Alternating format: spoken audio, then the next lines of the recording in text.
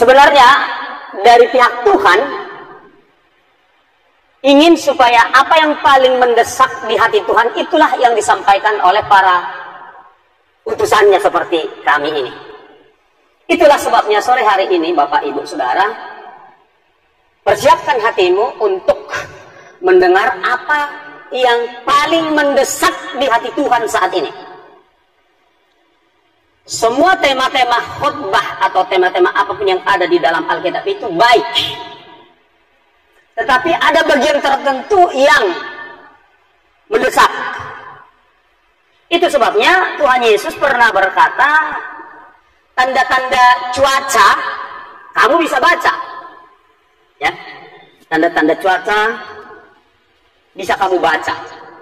Kalau seperti hari ini panas begitu terik, itu berarti bakal hujan. Lalu kalau dalam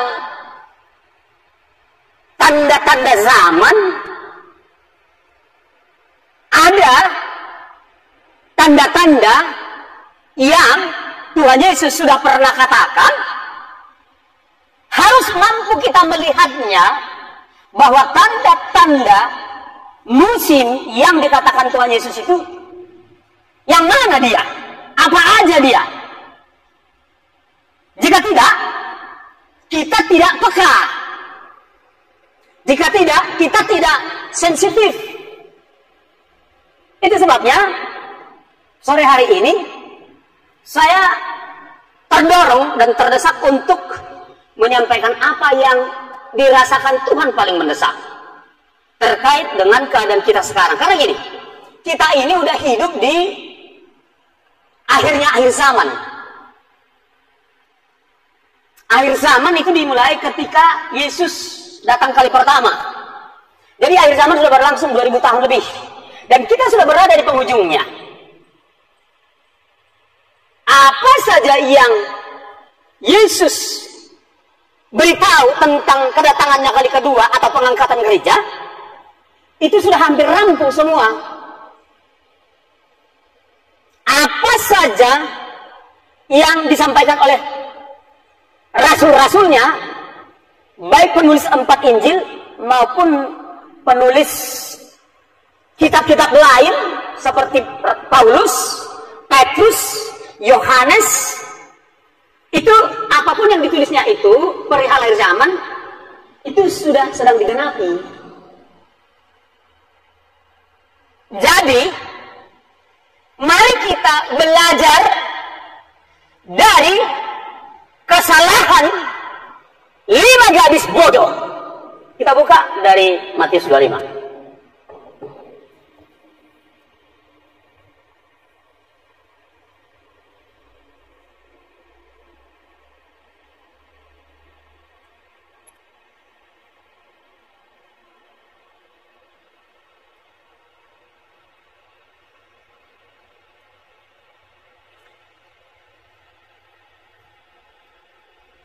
Matius 25. Sebelum kita baca, saya ingin kasih tahu bahwa di dalam Matius 25 ini berbicara tentang jenis orang Kristen, tentang 2 jenis orang Kristen. Satu jenis orang Kristen adalah orang Kristen yang senantiasa berjaga-jaga. Orang Kristen yang bisa membaca cuaca, yang bisa membaca musim zaman. Orang Kristen yang tekun belajar firman Tuhan, tekun mencari kebenaran, tekun mencari pengetahuan, sehingga pelitanya tetap menyala, sehingga pikirannya tetap terang. Ngantuk-ngantuk, capek-capek, tapi tetap ada energi, ada tenaga kekuatan di dalam dirinya, karena dia ngerti bahwa si pengantin pria itu datang tiba-tiba mengangkat mempelainya, yaitu pengangkatan itu datangnya tiba-tiba. Makanya selalu berjaga-jaga mencari pengetahuan, baik pengetahuan firman maupun pengetahuan ilmu pengetahuan. Karena Tuhan juga yang mengatakan bahwa nanti di akhir zaman, ya silakan dicatat. Saya mendorong kita semua mencatat, sebab saya tidak akan asal ngomong. Yang bawa pulpen atau yang punya handphone yang bisa mencatat, catat ayatnya saja, nggak usah isinya. Daniel 12 ayat 4 berkata, Daniel, sembunyikanlah firman itu sampai pada akhir zaman. Nanti di akhir zaman banyak orang menelitinya, menyelidikinya, dan pengetahuan akan bertambah. Pengetahuan akan firman terus disingkapkan, terus bertambah. Pengetahuan akan ilmu pengetahuan sedang berada pada puncaknya sekarang. Jadi kita nggak cerita bertambah lagi, udah pada puncaknya. Udah pada puncaknya ilmu pengetahuan. Apa urusannya dengan pengetahuan? Karena pengetahuan teknologi akan dimanfaatkan untuk kebaikan, yes, tapi juga untuk kejahatan dari si iblis. Titip pesan kepada ketua, pembina yayasan ini dan pengurus, kalau bersedia menyelenggarakan seminar, kami siap, tim kami siap datang menyampaikan itu. Saya bisa sampaikan sekarang, tapi waktunya nggak cukup. Membongkar kejahatan kemanusiaan di balik teknologi mutakhir sekarang.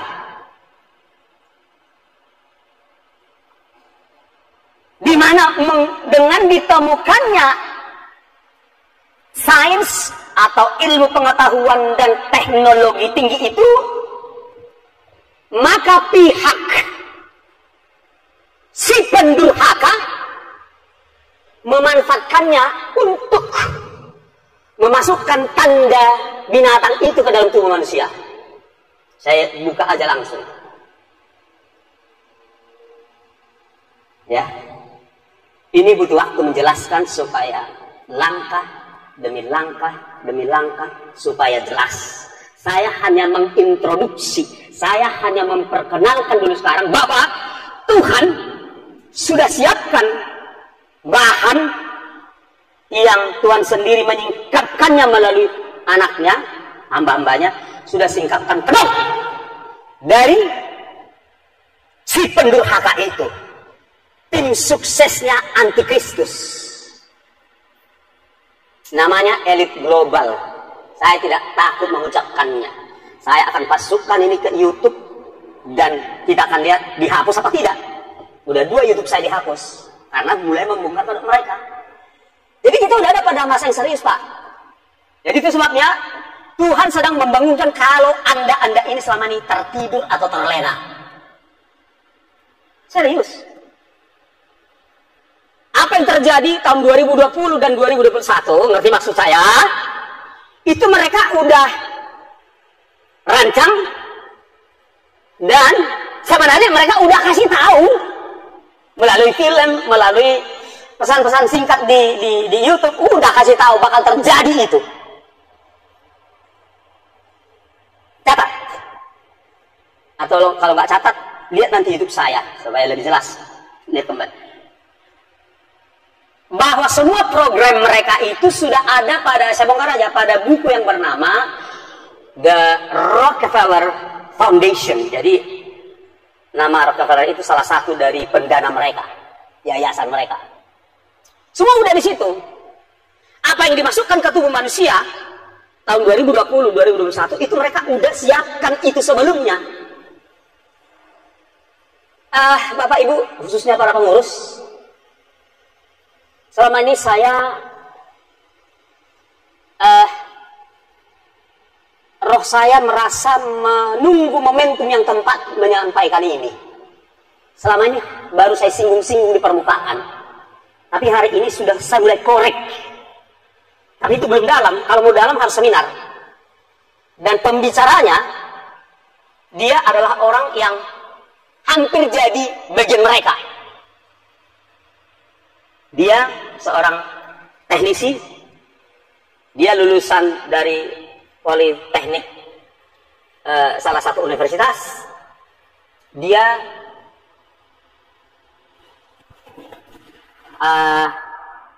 Google Guider.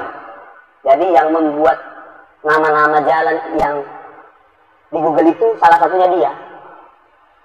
Sehingga Google bisa pandu saudara dengan menggunakan apa namanya itu GPS itu. Itu orangnya. Dia juga sangat paham komputer. Dia juga sangat paham IT. Dia udah pernah pergi ke Italia dan masuk ke kapal punya mereka itu, kapal pemasangan kabel bawah laut yang gedenya kabel itu segede paha, dan itu dari sana, dari Italia terhubung ke 5 benua supaya terhubung, terbangunlah jaringan. Jadi adapun jaringan komunikasi, ya mohon konsentrasi, adapun jaringan komunikasi ini menggunakan apa namanya satelit itu hanya tidak sampai 10%. Jadi yang digunakan adalah kabel bawah laut itu, dan dia pernah ada di sana. Nah, jadi saya informasikan kepada pengurus, tolong ceritakan kepada pimpinan di tempat ini. Saya merasa ini penting. Saya merasa ini harus saya sampaikan. Jadi hari ini saya sudah sampaikan informasinya, saudara sudah dengar, saudara yang tangkap. Pilihan ada di tangan saudara. Ya. Tapi saya mendorong, sangat mendorong. Siapkan waktu. Ya, siapkan waktu. Buat jadwal untuk itu. Kalau bisa jangan sampai lewat tahun ini. Karena itu penting. Itu dulu informasi sebagai apa ya, introduksi daripada apa yang telah kami lakukan. 2 hari yang lalu kami melakukan. Orang terperangah semua, karena pada umumnya kami ini tidur, ya kan, tidur. Kami pikir masih zaman mengkayuh perahu di Danau Toba. Kami pikir kami masih hidup di situ. Enggak, ntar lagi udah mau ke planet Mars dengan pakai teknologi itu, dan sebentar lagi mereka akan menjerat seluruh dunia dengan memasukkan barang itu di dalam darah manusia. Saya buka aja. Jadi ini penting, kita tahu, setelah kita tahu, kita berjaga-jaga. Bagaimana kita berjaga-jaga? Kalau misalnya ini, saya pikir di antara pengurus ada orang-orang berpendidikan juga. Ini kan pernah nggak dengar digital? Berapa orang pernah mendengar kata digital? Digital, ayo angkat tangan, biar saya bisa lihat dulu. Oke, nah, apa? Jadi keluarlah dari persembunyiannya, ya. Tempatmu itu nggak aman. Tempat Anda sekarang berada itu nggak aman. Apalagi kalau saudara sudah menerima farmasi yang mereka suntikkan, kemanapun saudara, itu bisa dideteksi. Saya tadi hidupkan alat deteksinya. Ada sejumlah orang di sini yang sudah menerima barang itu, farmasi itu. Nanti maksud saya. Jadi apa? Jadi bangunlah, keluarlah dari persembunyianmu. Ya, lihatlah tanda-tanda zaman. Udah tua aku, Pak. Enggak, persoalan bagi Roh Kudus. Roh Kudus bisa mengajari orang tua juga, memahami itu semua. Jadi digital. Kita akan beralih ke uang digital. Uang kertas nggak laku lagi. Kita akan beralih dari KTP. Makasih. Dari KTP elektronik. Ada yang bawa KTP elektronik. Di situ ada chip. Jadi, makanya saya bilang ini ya momentum Tuhan. Coba cepat, Pak. Di situ ada chip. Nah, di dalam chip itu data saudara sudah ada semua. Coba hidupkan handphone Bapak lampunya biar kita lihat chipnya. Di dalam ini data saudara sudah ada. Tapi ini akan beralih ke KTP digital. Jadi dimasukkan kan ada yang segi 4 itu kayak kotak itu ada garis. Di-scan ke situ, ya kan? Masuklah KTP Anda hidupkan lampunya tolong. Di apa itu? Di handphone. Sebentar ya.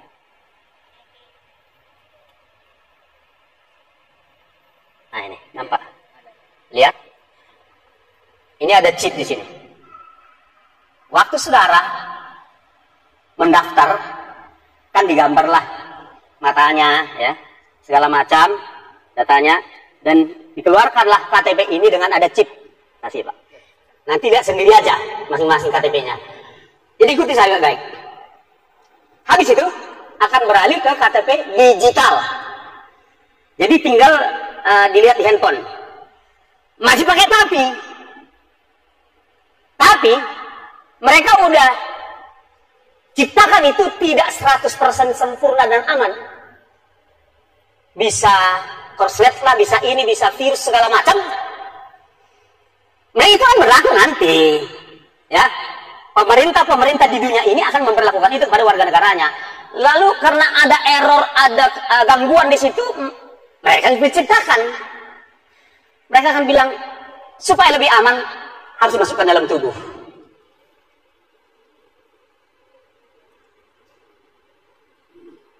Dimasukkan dalam tubuh. Cara memasukkannya melalui farmasi, masuk ke darah, sel inti sel darah putih. Oh bagus itu, kata para endorse-nya, para promotornya. Karena dengan itu, terus kita tahu kalau tensi kita naik, langsung cepat kita tahu loh. Kalau gula naik, kolesterol naik, asam urat naik, cepat kita tahu loh. Betul itu, iya betul itu. Tapi kejahatan di balik teknologi itu tadi menjerat orang itu dan sudah masuk ke darah orang itu. Benteng terakhir dari kesehatan manusia adalah darah.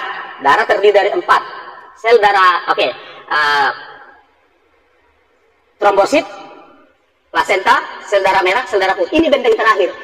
Mereka sudah memasukkan itu melalui farmasi yang kemarin-kemarin itu, melalui teknologi yang canggih itu. Tinggal mengaktifkan. Dan di situ ada unsur logam. Selain unsur logam, di situ ada unsur enzim. Siapa bahasa saya nggak tahu. Kunang-kunang semua tahu ya, kunang-kunang. Kunang-kunang itu kalau malam kan itu bisa bikin itu ada enzim namanya. Jadi enzim luciferase mereka masukkan di farmasi itu, disuntikkan ke dalam tubuh manusia. Sekaligus dengan itu mereka sudah masukkan apa yang disebut dengan inti atom. Inti atom berarti logam dalam bentuk kecil, lebih kecil dari milimeter, lebih kecil dari kecil nggak tambah sampai disebut dengan nano. Berapa banyak yang sudah pernah dengar nano? Ya keluar, bangun dari tidurmu. Itu kita dunia udah ada di situ. Jadi ada benda kecilnya tak bisa kelihatan, tapi ada. Oke, itu dimasukkan ke situ enzim luciferase di mana inti atom. Tidak banyak yang tahu bahwa inti atom terdiri dari 6 elektron, 6 neutron, 6 proton. Tolong jangan dianggap sepele. Umatku binasa karena nggak suka pengetahuan. Saudara terganggu? Memang terganggu. Karena kenyamanan palsu selama ini jadi terusik. Masuklah itu. Jadi sudah mengandung unsur anam. Kebetulan itu, terserah. Gak percaya aku, terserah. Bebas. Sama seperti siapa kan? Si Hawa. Waktu Taman Eden. Kan? Terserah. Terserah aja. Tapi ini yang ditemukan oleh para ilmuwan. Darah Yesus. Ini sudah ditemukan. Dan itu sudah masuk. Enggak. Saya harus kasih tahu. Saudara nggak suka sama saya. Nggak masalah. Nggak diundang lagi contohnya. Jangan. Karena mengganggunya. Apa yang disampaikan Bapak. Terserah. Beban saya udah lepas. Utang saya udah saya bayar. Bagi kami, terutama bagi Tuhan, nyawamu penting. Itu yang terpenting. Hargaku nggak penting. Dianggap aku nggak disukai pun aku nggak penting, nggak urusan. Tapi hati Tuhan mengasihi saudara, supaya saudara yang sudah sempat menerima farmasi itu datang sungguh-sungguh kepada Tuhan. Sini Bang, supaya kita bukan omon-omon Pak. Oke. Mereka ini ada aplikasi, saudara bisa download melalui Play Store.